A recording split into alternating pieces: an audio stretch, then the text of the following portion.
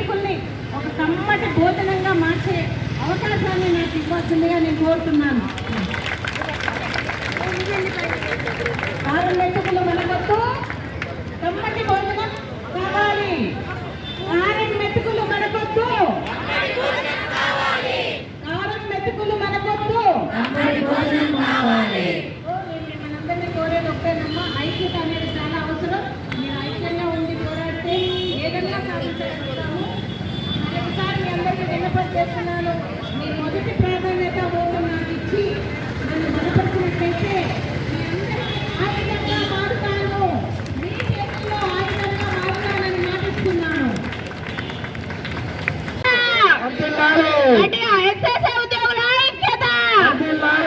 అరే కారం తింటే కొంచెం మంట ఎక్కుంటారా, గట్టిగా రాలే.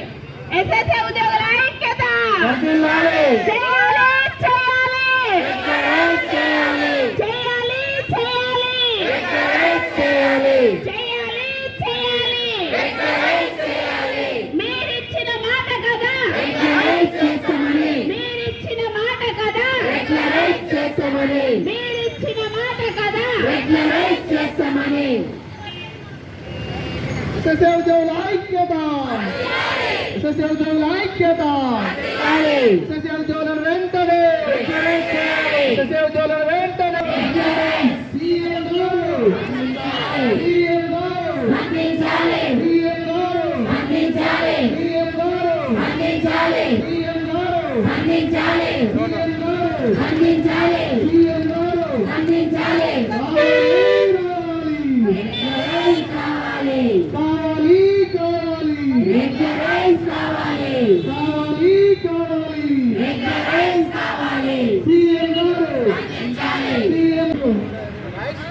రాష్ట్రమంతా నూతన సంవత్సర వేడుకలు చాలా ఆర్భాటంగా ఘనంగా జరుపుకుంటుంది.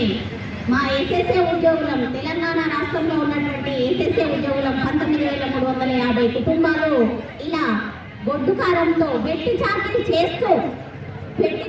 చేస్తున్నామనడానికి నిదర్శనంగా ఈరోజు గొడ్డు కారంతో 19,350 కుటుంబాలు మా యొక్క కుటుంబాన్ని వెల్లడిసుకొస్తున్నాం సార్.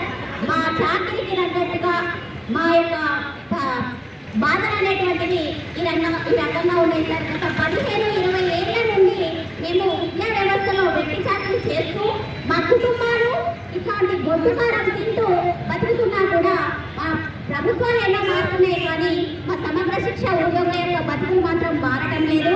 ఇప్పుడు మాకు తండ్రి పాత్రలో ఉన్నటువంటి మన ముఖ్యమంత్రి గారు మన విద్యాశాఖ మంత్రిగా కూడా తనే నిర్వహిస్తున్నారు కాబట్టి మా యొక్క సాధక బాధకాలు తెలుసుకొని మమ్మల్ని రెగ్యులరైజ్ చేయాలని కోరుకుంటున్నాము సార్. దయచేసి మమ్మల్ని వెట్టి చాకిరీ నుండి విముక్తిని చేయండి సార్. మేము మీ బిడ్డలమే కదా, మేము తినేటువంటి భోజనము మీ ఇంట్లో ఉన్నటువంటి పని వాళ్ళు కూడా తినరు సార్.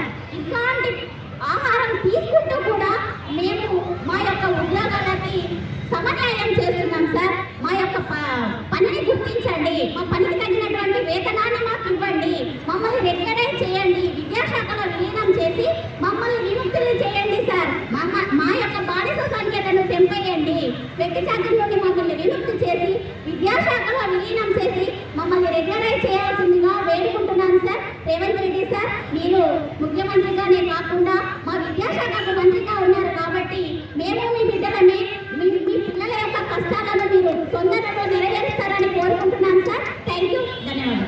23 రోజులు మీరు ఈ విధంగా మీరు నిరసన తెలుపబట్టి ఆఖరికి రోజు దేశమంతా మంచిగా చాలా సంతోషంగా పంచపక్ష ప్రమాణాలతోటి స్వీట్స్ తోటి సంబరాలు జరుపుకుంటున్న వేళ మీరు కారం మెతుకు తిని నిరసన వ్యక్తం చేస్తున్నారు. ఈ కారం మెతుకు తినడం అనేది అంత సులభమైన విషయం కాదు. అయినప్పటికీ మీరు కారం మెతుకులు అనేవి తిని మీ యొక్క నిరసనని, మీ బాధని, మీ యొక్క పరిస్థితిని వెలచెప్తున్నారు. దీనికి గవర్నమెంట్ స్పందించాలి. ఎట్టి పరిస్థితుల్లో వారి యొక్క హామీ ఏంటో మీకు తెలియజేయాలి. చెప్పినారు కదా, అంటే కప్పు టీ తాగే లోపల మీకు పరిష్కారం చూపిస్తానని. దానికి ఈ రోజైనా స్పందన తెలపాలి, మీ ముందుకు రావాలి, మీ సమస్యల్ని పరిష్కరించాలి గవర్నమెంట్ అని నేను కోరుతున్నాను. ఒకవేళ పరిష్కరించకపోతే మీరు నన్ను మీ మొదటి ప్రాధాన్యత ఓటిచ్చి నన్ను గెలిపించినట్లయితే మీ సమస్యల కోసం పోరాడతానని మరీ చెప్తూ మీకు ఆయుధంగా కూడా మారుతానని తెలియజేస్తూ నేను నిరాహార దీక్ష కూడా చేస్తానని తెలియజేస్తున్నాను.